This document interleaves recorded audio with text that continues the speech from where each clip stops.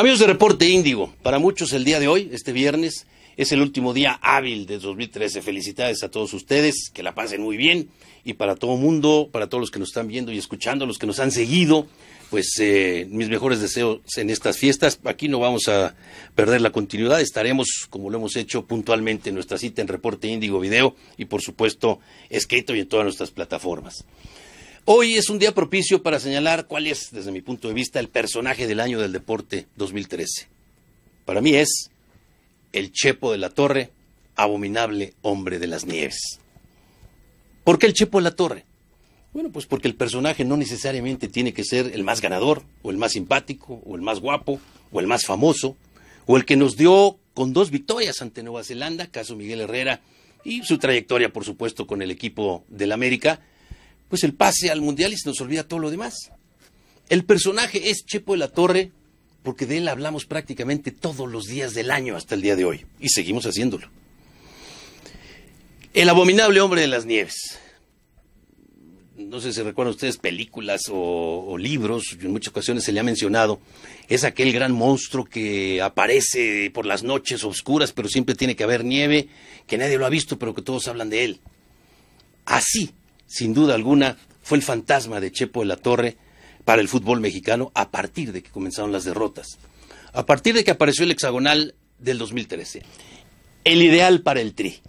Así lo comentamos muchos, después del ciclo que cumplió Javier Aguirre en el Mundial de Sudáfrica 2010. Habría que recordar que con Javier Aguirre ocurrió en 2 ocasiones consecutivas este tema de bipolaridad que tenemos como sociedad y como fútbol. Los endiosamos y luego los tiramos, y luego le damos de patadas a las estatuas. Y luego, cuando pasan los meses, nos dan compasión o nos generan ternura o sentimiento y lo recibimos nuevamente. Esto, por ejemplo, hoy Javier Aguirre puede sentarse en un restaurante y muchos se tomarán una foto con él. En finales del 2010, cuando regresamos de Sudáfrica, a pesar de haber cumplido con el 4º partido, no podía venir a México, él mismo lo dijo. Cosas del fútbol, cosas de la sociedad, así somos. Caso Chepo de la Torre, bueno, pues lo endiosamos. Chepo de la Torre inicia extraordinario cuando logra, que se acuerdan ustedes, en el 2011, esa Copa de Oro que parecía imposible, que ya nos habían arrebatado. Aquella final en Pasadena es histórica, ante la selección de los Estados Unidos. Sí, la de Landon Donovan y los que me pongan. Arrancamos el partido perdiendo 2-0. Pero usted y yo nos acordaremos que entonces, en el 2-0 abajo contra los gringos y en Pasadena, la sensación que nos generaba la selección de Chepo era, le van a dar la vuelta, solo es cuestión de tiempo. Fíjese usted hasta dónde estaba la confianza que teníamos en Chepo y su grupo, porque no solamente es el técnico. Se ganó aquella Copa de Oro en forma extraordinaria. Después vinieron los Juegos Olímpicos y Chepo de la Torre tuvo la capacidad, la calidad y la categoría de hacerse a un lado y dejárselo al Flaco Tena, la gloria y lo que ocurriera. Vino la medalla y Chepo no se la colgó. Vino entonces, en ese 2012, 10 partidos ganados con la selección, 2 perdidos, incluso el tema de haber calificado a la hexagonal, y bueno, pues ya estábamos listos para el 2013. Y entonces se nos apareció el abominable hombre de las nieves.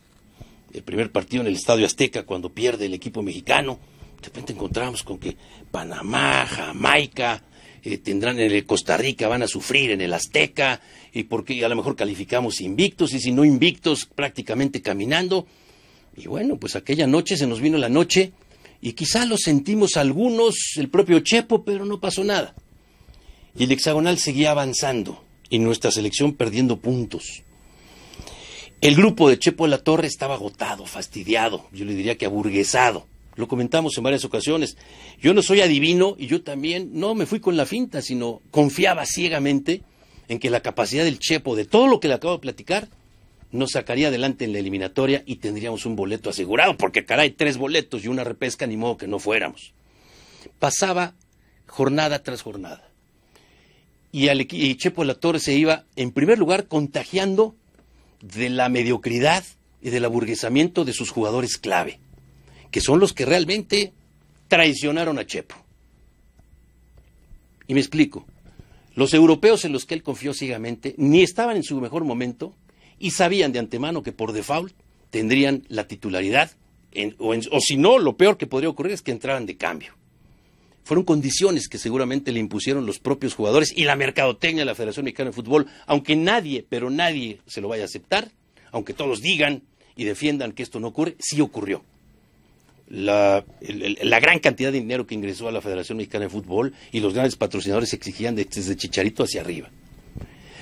La pregunta fue en Honduras, en aquel partido. Honduras marcó la diferencia. ¿Por qué? Porque en Honduras puso de portero a Memo Ochoa. ¿Lo pusieron los anunciantes o lo puso Chepo? Yo le puedo asegurar a usted que lo puso Chepo. ¿Por qué lo puso?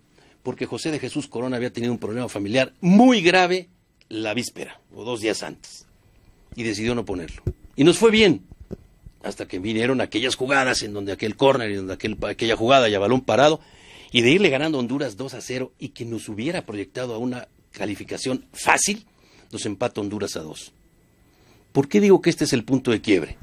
Porque cuando entra Chepo de la Torre a la sala de prensa, habríamos 15 o 20 periodistas mexicanos, a mí me tocó hacerle la primera pregunta acerca de si había reencontrado a su selección, y él me dijo, y mire que tengo una gran relación con Chepo y la sigo teniendo, me dijo, ¿y por qué opinas eso? ¿Y tú quién eres para decirme esto? Y me retó.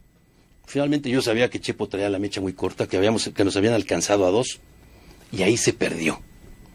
Vinieron entonces las excusas, los temas, las reacciones, los partidos moleros, siguió la eliminatoria, fuimos a aquella jornada, se tuvo que dividir la selección, tenemos Copa de Oro, tenemos Copa Confederaciones, quiénes van a la eliminatoria, quiénes no.